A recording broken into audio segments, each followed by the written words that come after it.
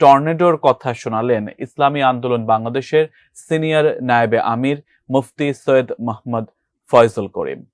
আগামী 28শে জুন রোজ শনিবার ঢাকাতে এক মহাপ্রলয় সৃষ্টি হবে ইনশাআল্লাহ।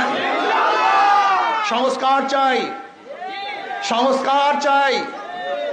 এই সংস্কার করার জন্য ইনশাআল্লাহ আগামী 28শে জুন ঢাকাতে বিশাল প্রলয় সৃষ্টি হবে। সে বন্যা কিসের বন্যা? মানুষের বন্যা হবে। সে প্রলয় কিসের বন্যা? প্রলয় হবে, মানুষের প্রলয় হবে ইনশাআল্লাহ। কি যাবেন তো ইনশাআল্লাহ ঢাকায়? চলো চলো ঢাকায়, চলো চলো চলো ঢাকায় ইনশাআল্লাহ।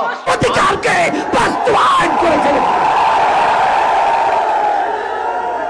এই 3 নভেম্বর আজকে এই সরকারের মেয়াদ শেষ।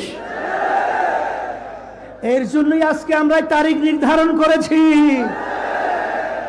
আমরা আজকে পরিষ্কার ঘোষণা করছি, এই সরোয়ার্দী ঐতিহাসিক এই মাঠ থেকে যদি আপনার জাতীয় সরকার এবং গ্রহণযোগ্য জাতীয় নির্বাচনের ব্যবস্থা না করেন, وما توفيقي إلا بالله نصر من الله فتح كريم وآخر دعوانا أن الحمد لله رب العالمين।